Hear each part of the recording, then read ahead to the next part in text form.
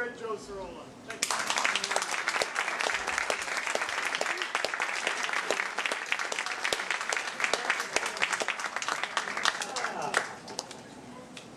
you. All the world is a stage, and all the men and women merely players. They have their exits and their entrances. And one man in his time plays many parts, his act being 7 eighths. At first the infant, mewling and puking in the nurse's arms, and then the whining schoolboy with his satchel, and shining morning face, creeping like snail unwilling to school. And then a lover, sighing like furnace, with a woeful ballad made to his mistress' eyebrow. Then the soldier, full of strange oaths, and bearded like the pard, jealous in honor, sudden and quick in quarrel, seeking the bubble reputation even in the cannon's mouth. And then the justice and fair round belly with good capon lines, with eyes severe and beard of formal cut, full of wise saws and modern instances, and so he plays his part. The 6th stage shifts into the lean and slipping panty, with spectacles on nose and pouch on side. His youthful hose well saved the world too wide for his shrunk shank. And his big manly voice turning again towards childish treble, pipes and whistles in its sound.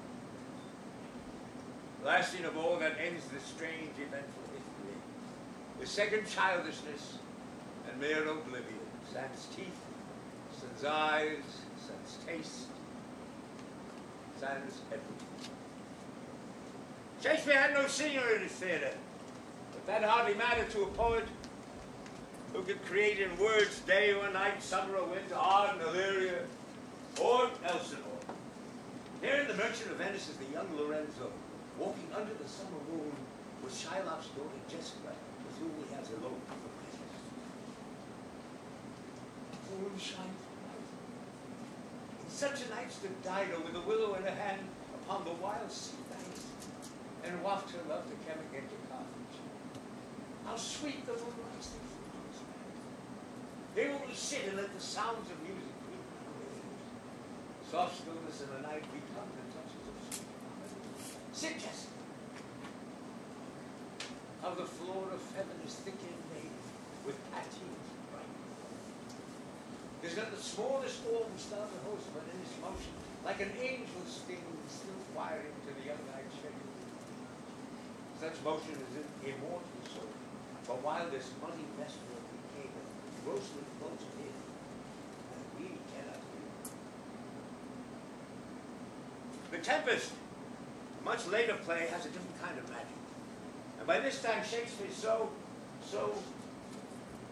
brilliant in all of his composition that instead of putting the words to the most exciting and lyrical speech in the mouth of the good spirit, Ariel gives it to Caliban, the deformed slave, who, when he's drunk, he has a little bit of madness in him. Be not afeard. The isle is full of noises, sounds, and sweet airs which give delight, and hurt not.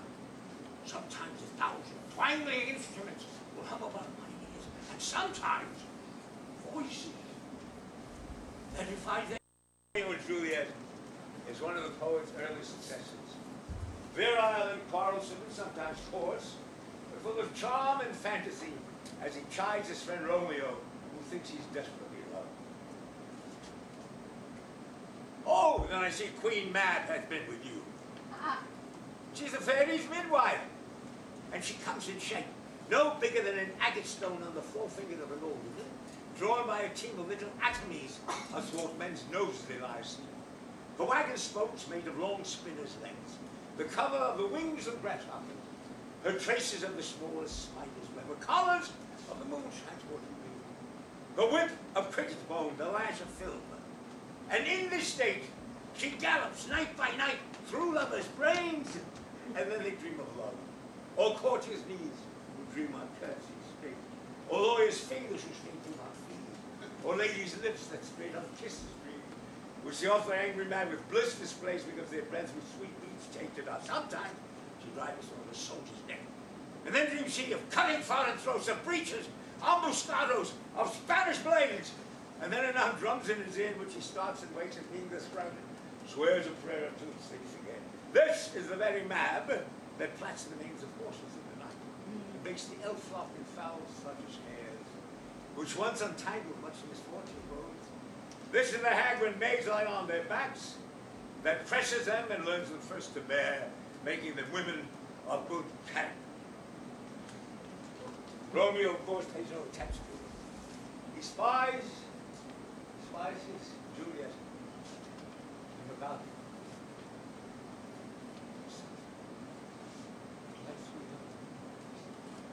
It's the east, and Juliet is the sun. Arise, fair sun, and kill the envious moon, which is already sick and pale with grief that thou, her maid, art far more fair. He knows her maids, and she's envious. Her vestal liberties but sick and mean, and none but fools do wear attached to her. My lady,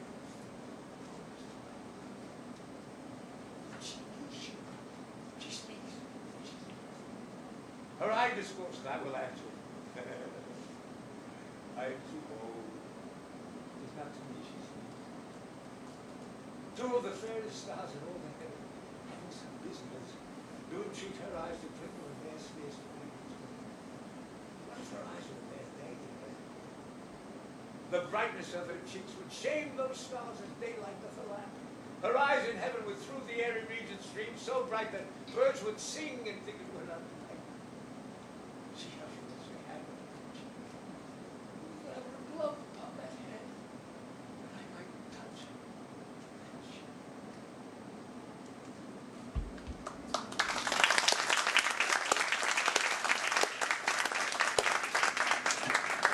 In the taming of the shrew, we have a different kind of lover, Petruchio.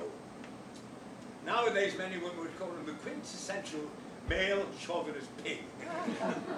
But I just think he's a very charming fellow. Catherine, you lie in faith for your call plain Kate and bonny Kate, and sometimes Kate the Curse. But Kate, the prettiest Kate in Christendom, Kate of people, I super dainty Kate of dainty for all Kates, and therefore Kate, take this of me. Hearing thy mildness praised in every town, thy beauty spoken of and thy virtue spoken of, myself am moved to woo thee for my wife. Now, Kate, I have a husband for you. Turn, for by this light whereby I see thy beauty that doth make thee like thee well, thou must be married to no man but me. For I am here born to tame you, Kate, and bring you from a wild Kate to a Kate conformable as other household Kates. But your father never make denial. I must and will have Catherine for my wife.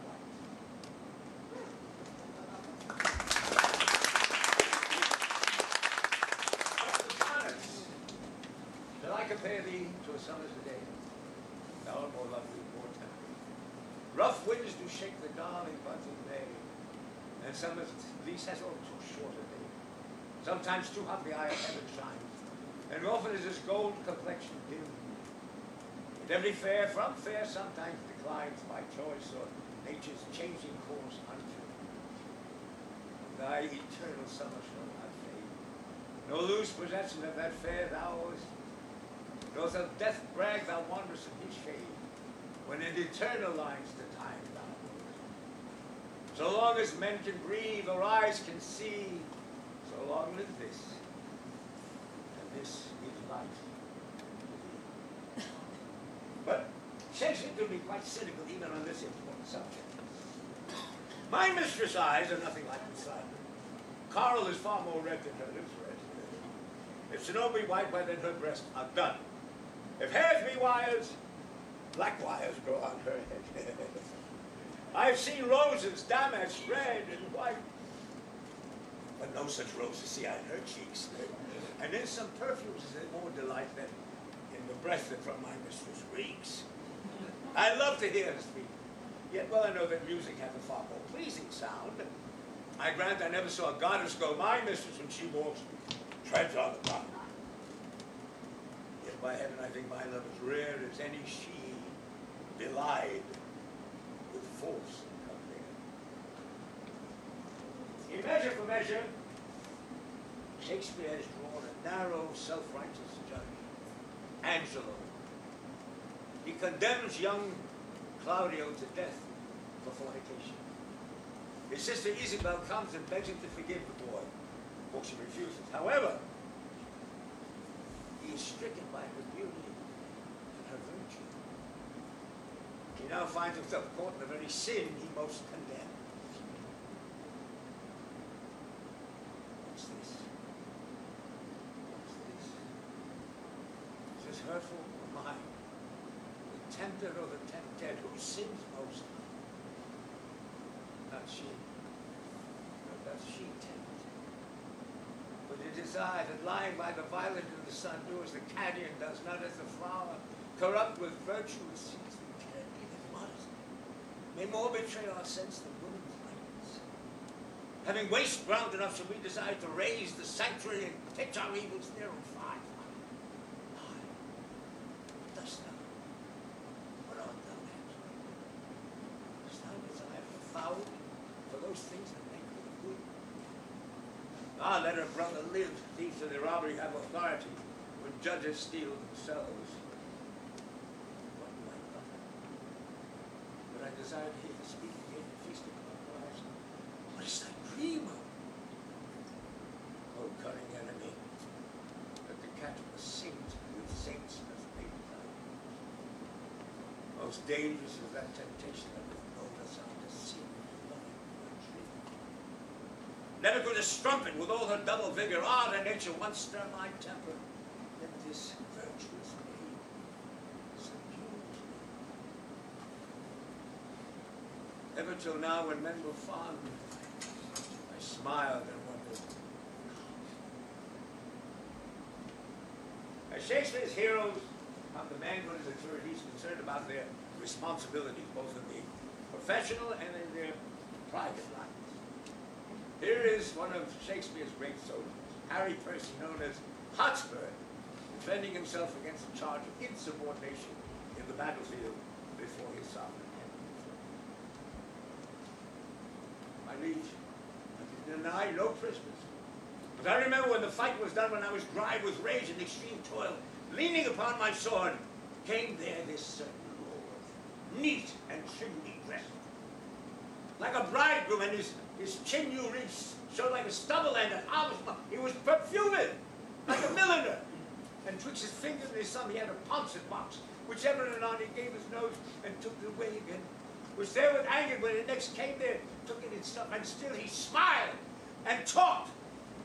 And as the soldiers bore dead bodies by, he called them untaught names, unmannerly to bring a slovenly, unhandsome course betwixt the wind and his nobility.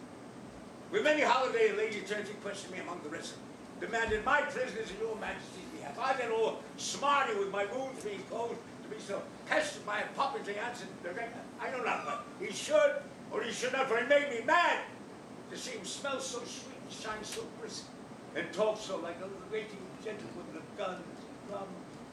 God save the mark and tell me the sovereign thing on earth was poverty for an inward bruise. And there was great pity, so it was, that villainous saltpeter shall be digged out of the ground with harmless earth, which many a good tall fellow had destroyed so cowardly. And but for these vile guns, he would himself have been a soldier. This bored, unjointed chat is my lord, I answered him directly, as I said. And I beseech you, let not this accusation come current. For anything you do, you, me, and your highness.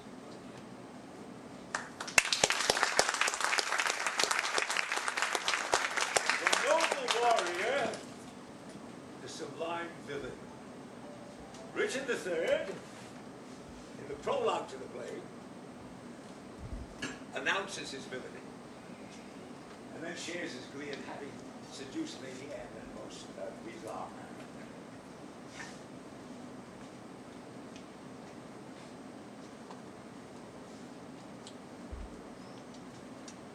Now is the winter of our discontent, the glorious summer by the sun of day, and all the clouds that lowered about our house in the deep bosom of the ocean lay.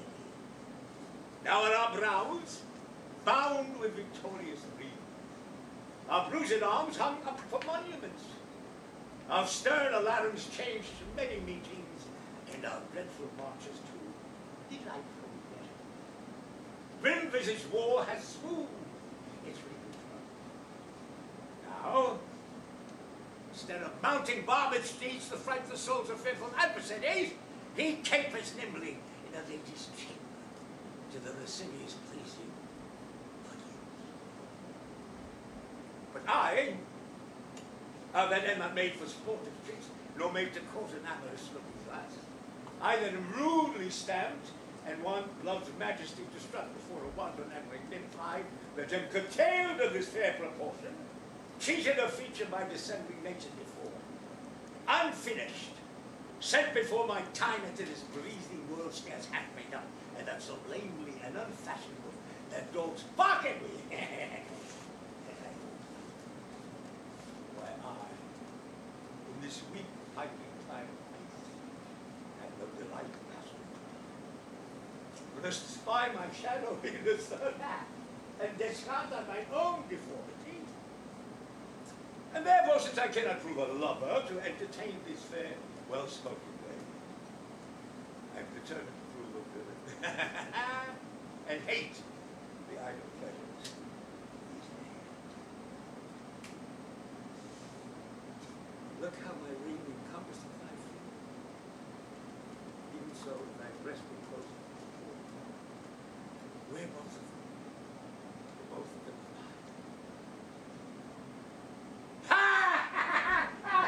was ever woman in this human wound? Was ever woman in this human one? I'll have her! But I will not keep her long, would I? I killed her husband and his father. To take her in her heart's extremest hate, curses in her tongue, having guard her conscience, and these bars against me, and I no one to back my suit with all except the plain devil and dissembling loose. And yet to win her, all the world to nothing. Has she forgot already that brave Prince Deluxe, her lord, whom I some 3 months since stabbed and in an angry mood and tears relieving? And would she yet abase her eyes on me, that cropped the golden prime of her fair, and made her widow to a gopher bed? I do mistake my person always right. How am I she finds, although I cannot, myself to be marvelous clock. Shine out, fair sun, till I have worn a glass that I may see my shadow as I pass.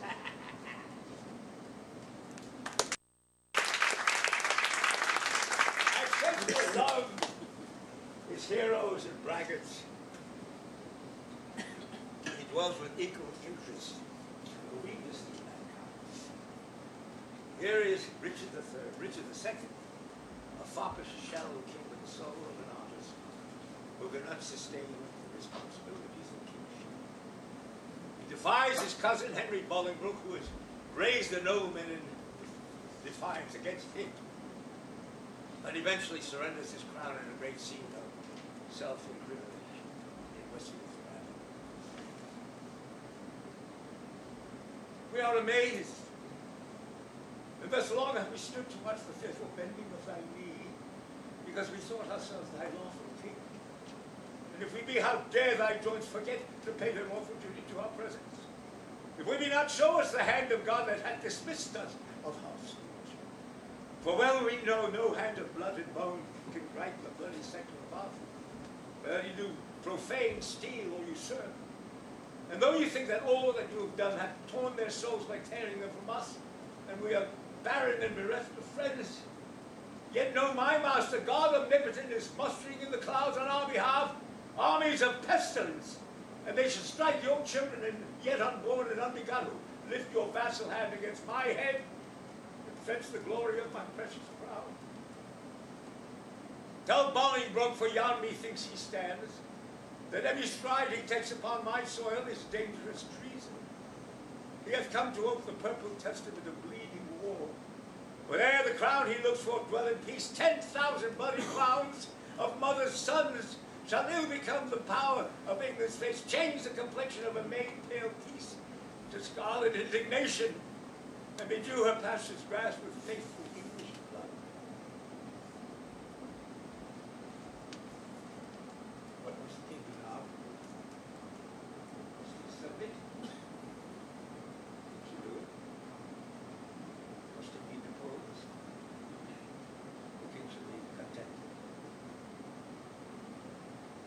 must he lose the name of God's name? Let it go. I give my jewels for a set of needs, my daughter's house, my hermitage, my gay apparel for an almsman's cow, my figured goblets for a dish of woods, my scepter for a pound of horses, and my large kingdom for a little grave, little grave, an obscure grave. Or I'll be buried in the king's highway, somewhere in common trade, where subjects' feet may hourly trample on their sovereign's head. For on my heart they tread now, whilst I live and buried once, why not upon my head? Down, down I come, like blistering phaeton, wanting the marriage of unruly jade in the base court. Base court where kings grow base to come at traitors' calls and rule their prince in the base court. Down court, down king, for night owls shriek where mounting larks should sing.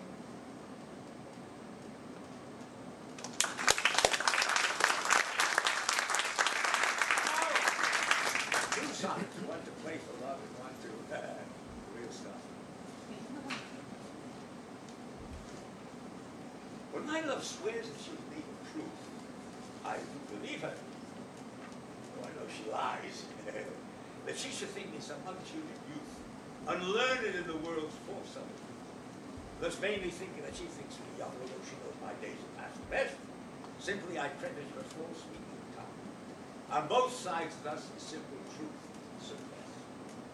But wherefore says she not she is unjust? And wherefore say not I that I am old? Oh, love's best habit is in seeming trust. In age and love, and years told. Therefore I lie with her, but she with me. And in our lives, by falls, we flatter.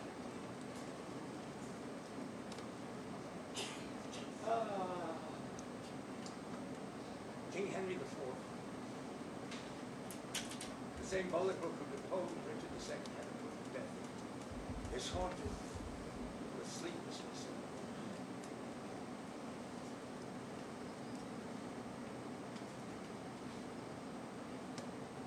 How many thousand of my poorest subjects are at this hour asleep? Oh, sleep, gentle sleep. How have I frightened thee that thou no more wilt weigh my eyelids down and steep my senses? Wilt thou upon the high and giddy mast seal up the shipboy's eyes and rock his brain in cradle of a huge imperious surge? And with the visitation of the winds that take the ruffian billows by the top, curling their monstrous head and hanging them with deafening clamor in the slippery shrouds, that with the hurling death it sank awakes. Wilt thou, O partial sleep, give thy repose to the wet sea boy in an hour so new, and in the calmest and most stillest night, with all appliances and means to put, deny it to a king. Then happy low lie down. Uneasy lies the head, but where's the crown?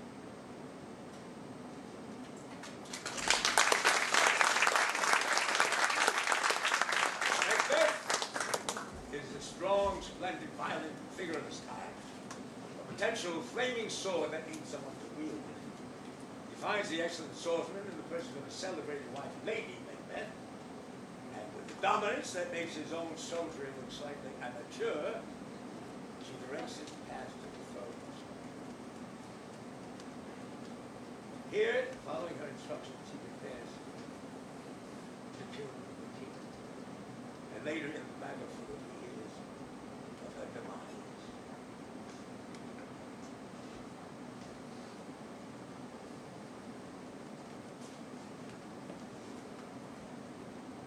Is this a dagger which I see? The handle of my hand. The handle. And as I see this, thou art brother died of the mind. A false creation proceeding from my evil trust. Thou marshals me the way that I was going in such an instrument as I use. And I made a fool to represent what's worth all others. I see these things. Now they're paid in dungeon. That was blood. There's no such thing.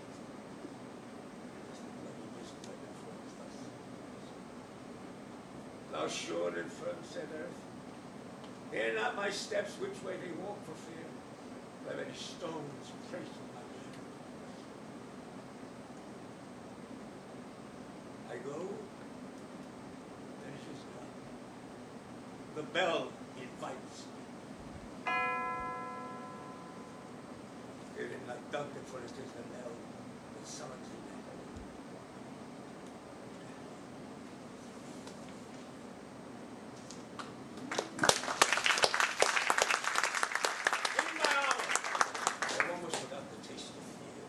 Send out more soldiers, stir the country round, kill those, hang them that have fog of fear. I'll fight until from my bones my flesh be packed. We, my lord, is dead.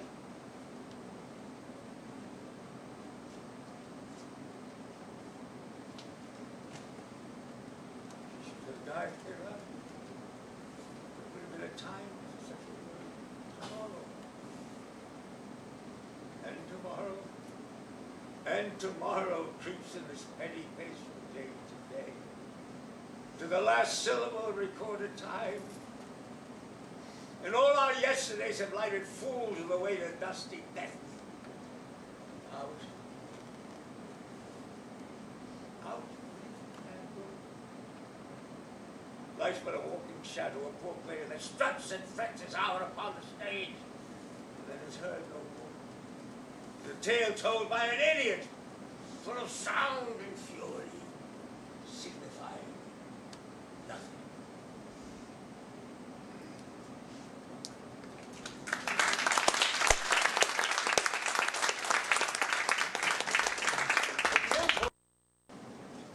Wakes in terror in the Tower of London, in the cell in which he's imprisoned.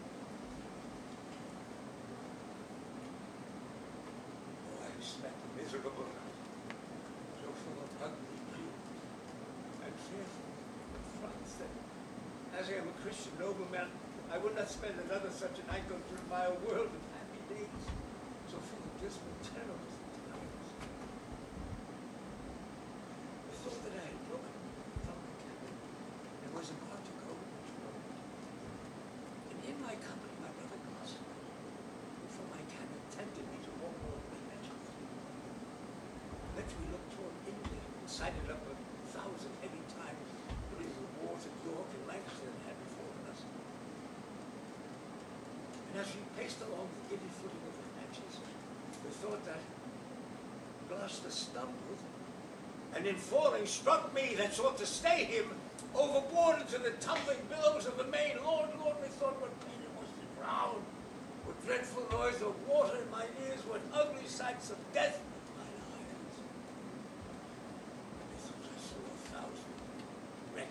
10,000 men that fishes glowed on, great anchors, heaps of pearl, unvalued jewels all scattered in one. Some lay in dead men's skulls, and in those holes where eyes did once inhabit, they were kept as though in scorn of eyes reflecting gems that moved the slimy bottom, and mocked the dead bones that made the light. Oh, often did I try to heal the ghost, but could not. Then came the tempest of the time. We thought that we crossed that melancholy flood with the grim ferryman, the poet's rider, to the king of perpetual night. The first that dared to greet my stranger soul was the great Warwick, who cried aloud, "What scourge for perjury as Clarence can be afford false Clarence?" So he vanished. Then came wandering by a figure like an angel, with white hair dabbled with blood. And he squeaked out aloud, "Clarence has come! False, perjured Clarence, who me in the fields at Tewkesbury. Seas out in furies, take them to your torments. Let me thought as a legion of foul fiends environed me and shouted in my ears such violent sounds at the very noise. Wait. For a season after the unbelief that I was in hell, such terrible impression.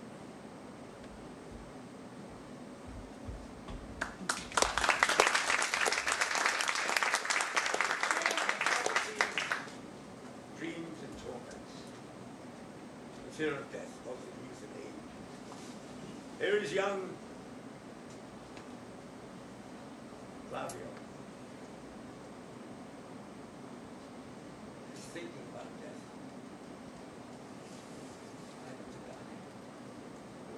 Though we know not the way to lie in cold obstruction to run. This sensible motion become human thought, and the delighted spirit to bathe in fiery regions of thick ribbon ice. The imprisoned of viewless winds and blown with restless violence round about the pendant world. It's so horrible. The weirdings, the most loathed and natural life. But age, angry and imprisoned and plague on nature. It's a paradise to what we fear. Death. But Julius Caesar has a fine Shakespearean reproof. With his wife, Calpurnia, after a night of portents, begs him not to go to the capital war. Cowards die many times before their death. The valiant never tasted death. Of all the wonders that I yet have heard, it seems to me most strange. And then should fear, saying that death, the necessary end, will come, and when it will come. To many, Hamlet in his black clothes is the death figure par excellence. I disagree. I think he's a brilliant Renaissance man, lively, full of passion and humor, most noble and eloquent when he faces the great issue of life. I have of late, but wherefore I know not lost all my breath, foregone all custom of exercise. And indeed you go so heavily with my disposition that this good friend, the earth, seems to be a sterile rock. This most excellent temple here, this brave all-hanging firmament, this majestic roof fretted with gold and fine. Why it seems no other thing to me than a foul and pestilent congregation of England. This is what is a man, a noble, infinite fact, in form and movement how expressed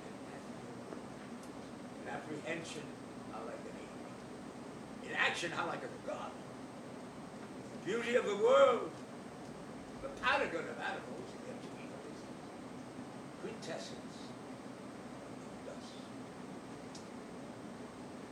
Man delights not in me.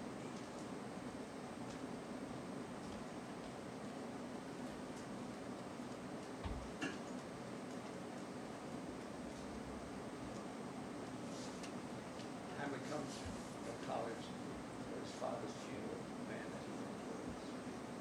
Shortly thereafter he finds his mother marries his uncle. Here he is alone after a banquet.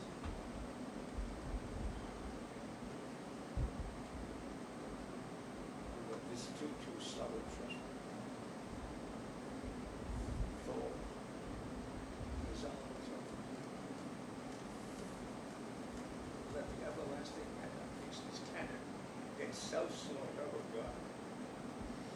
God! How weary, stale, flat, and unprofitable seem the old pursuits. It is an unweeded garden that goes to seed. Things rank and gross in nature possessing you, and you can dump to this for 2 months a day. Nay, not so much. So excellent the king, that was to this how paid to his saint. So loving to my mother that he might not be deemed the winds of heaven, visit her face too roughly, heaven and earth. she would hang on him as if increase of appetite had grown by what it fit her hand in a honest frailty thy name.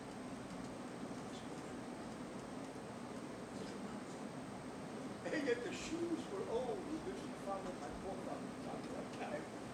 All tears of the beast that once discourse of reason was no longer. I thought his brother, but no more like my father than I did. I did something but I hid the soul of the most unrighteous tears that ever flushed my golden eyes. She married. Almost wicked sweet to post with such dexterity to excess. Did not. God cannot come to good to break my heart. For I must hold my father.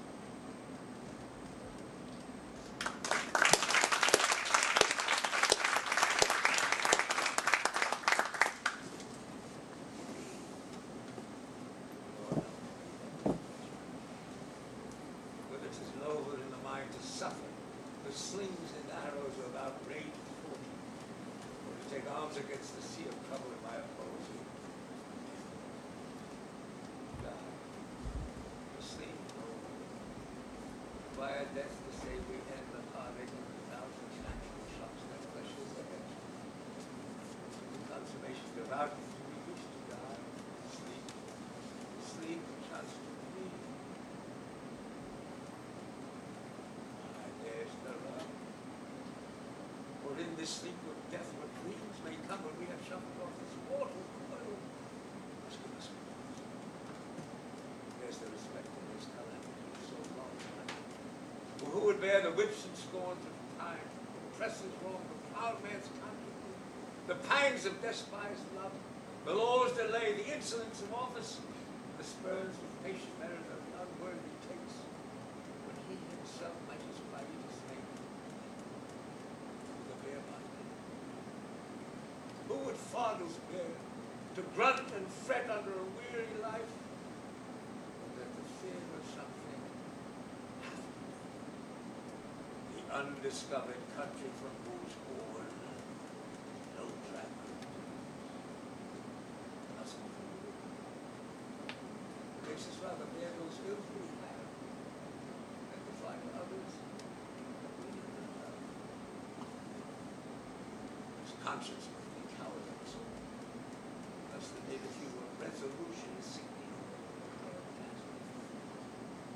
And enterprises of great pith and moment with this regard may cut its turn awry and lose the name.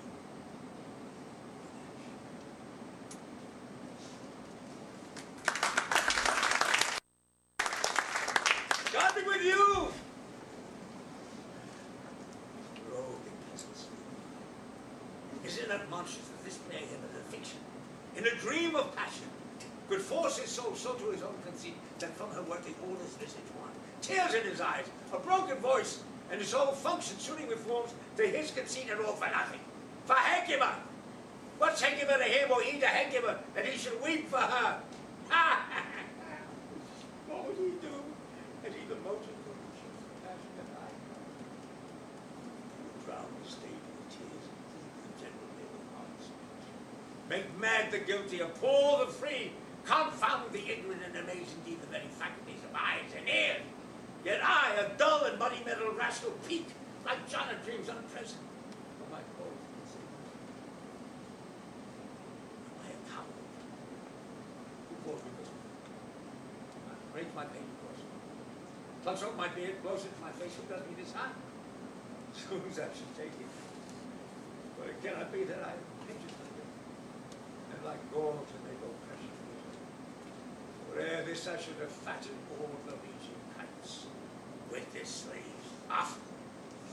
Bloody, bawdy villain! Remorseless, treacherous, lecherous, kindless villain! Oh, vengeance! And what an ass of us is the most brave, that I, the son of a dear father murdered, prompted to my revenge by heaven and hell, must like a whore unpack my heart with words.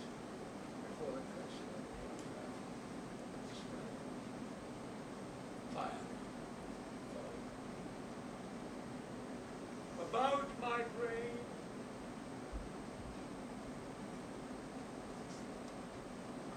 I have heard that wicked preachers, when seated at a play, about the very cunning of the sea which struck so to the soul, that presently they have proclaimed their confessions. The murdered Lord had no tongue, was weak from alternate actions. I'll have these players play something of the murder of my father before me. I'll observe his looks. I'll tempt him to the quick. If he but blench, I know my spirit that I have seen may be the devil. The devil has power to assume a pleasing shape. Yea, and perhaps out of my weakness and my melancholy, she is very potent with such spirits of use. And I have grounds more relative than this. The play is the thing when I'll catch the conscience of the king.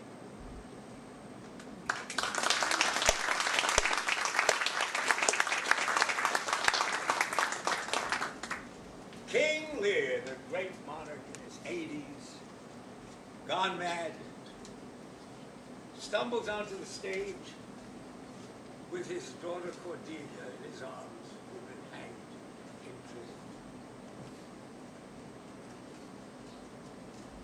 How?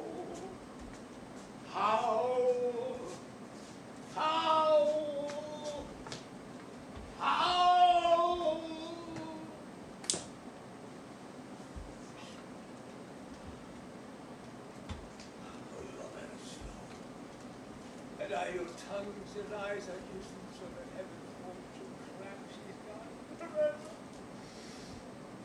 I know when one is dead and when one lives, she's dead as earth. Let me not looking good. It was a refuge, staying or distance. This feather stirs, she lives. If it be so, it is a chance to just redeem all sorrows that ever I have had. A plague upon you, murderers, traitors, all I might have saved, and now she's gone forever.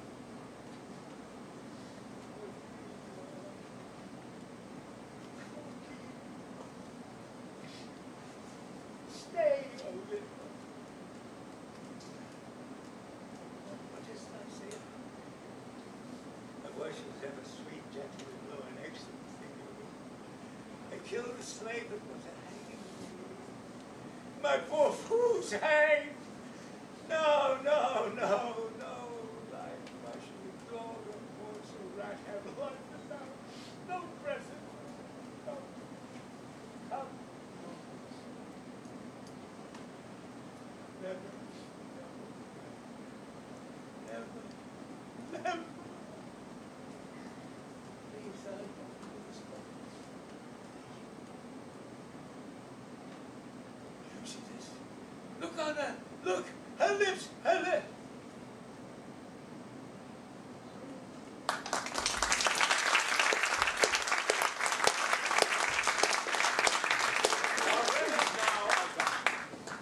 These are actors, I told you, we're all spirits and are melted into air, into thin air.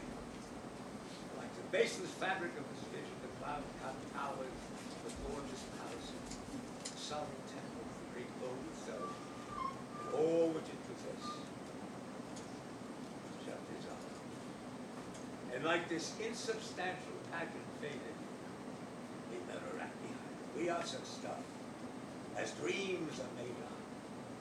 And our little life is rounded with a